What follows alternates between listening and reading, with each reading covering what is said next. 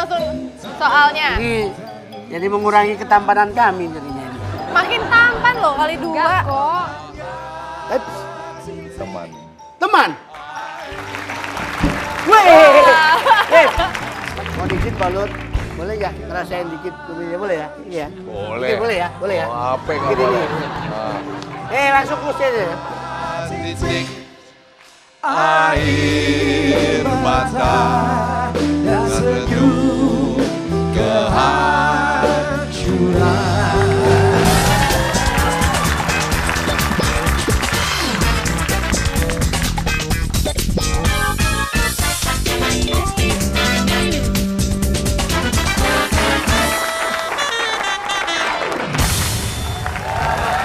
Assalamualaikum. Kembali bertemu dalam E-Talkshow with BHS bersama saya Wahyu Muryadi.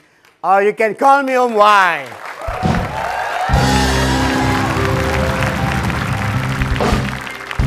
Dan Jumat malam kali ini adalah tamu spesial, tamu super spesial bahkan, yaitu Bapak Luhut Binsar Panjaitan.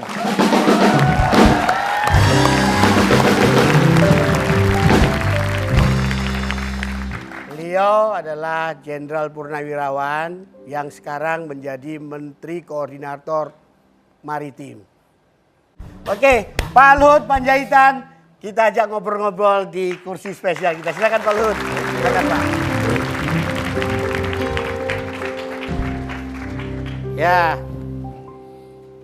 Ya, jadi kita mau bincang-bincang santai tapi serius, serius tapi santai.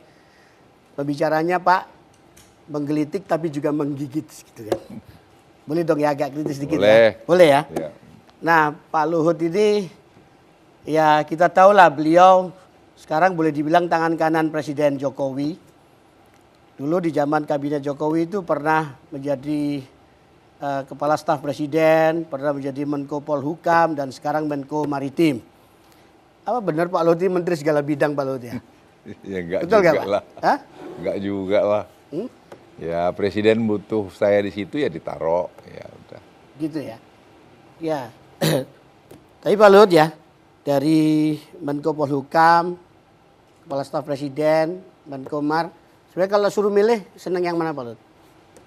Ya masing-masing sih punya punya uniknya. Tapi saya melihat di pekerjaan Kepala Staf Presiden itu menarik. Banyak artinya mengkoordinasikan dan memberikan juga masukan-masukan day to day pada Presiden gitu ya.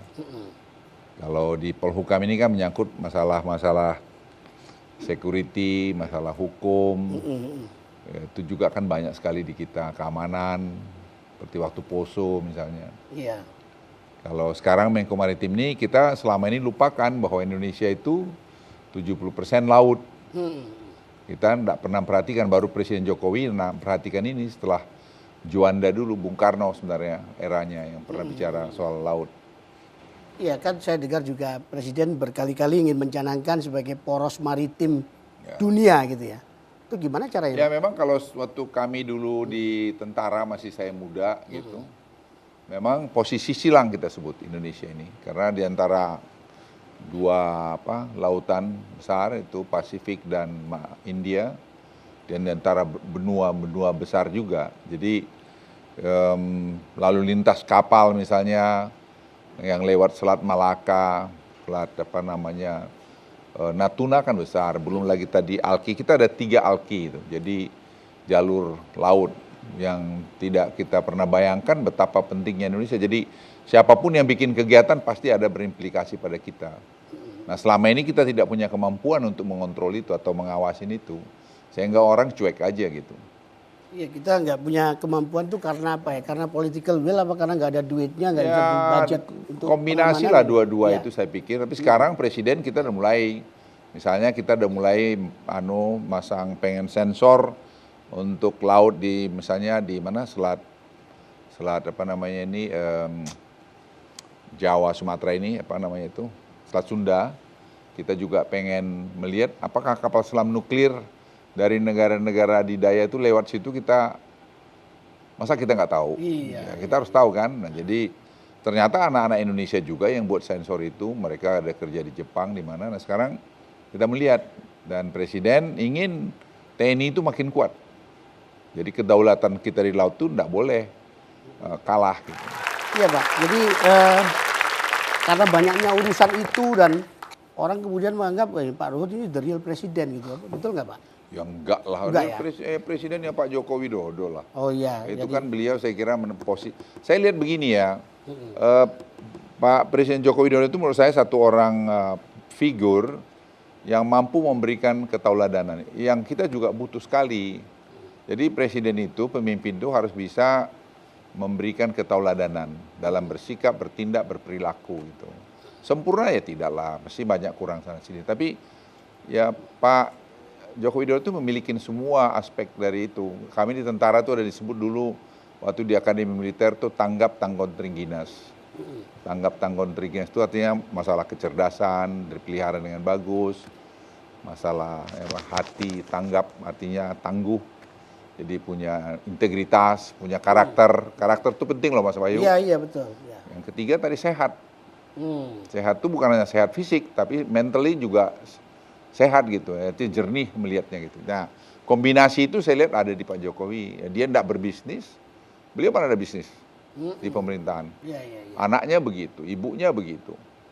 Itu kan ketauladanan. Ya kita masa berani berbisnis sekarang menterinya. Iya. Kalau yang berani menurut Jadi kalau saya. Pak Luhut misalnya ikut dalam upacara groundbreaking dari Mekarta misalnya itu, Ya memang kita kepentingannya, Pak, harus ya? dukung.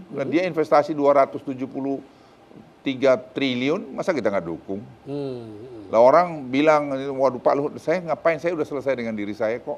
maksudnya udah selesai dengan diri Ya, saya saya udah nggak butuh duit lagi maksudnya gitu. Ya duit saya udah cukup. Oh, duitnya udah cukup. Udah untuk mantan tentara, pensiunan gini.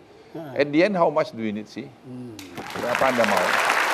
Nah, jadi tapi kalau misalnya Mekarta ada masalah begitu bagaimana Pak Luhut ikut backing juga nggak? Backup nggak di urusan Enggak kasusnya? juga. Kita melihatnya begini. Kita memang ada kesalahan kita, menurut saya. Ya kesalahan kita rame-rame lah. Tidak perlu menyalahkan siapa-siapa. Misalnya pengurusan gitu. Iya. Kadang-kadang ya lambat gitu. Nah, jadi lambat Perizinan, akhirnya ya perizinan apa semualah itu. Akhirnya ini karena uangnya sudah ada, lambat, akhirnya approach ini lihat peluang, terjadilah transaksi ketangkap, ya matilah. Iya.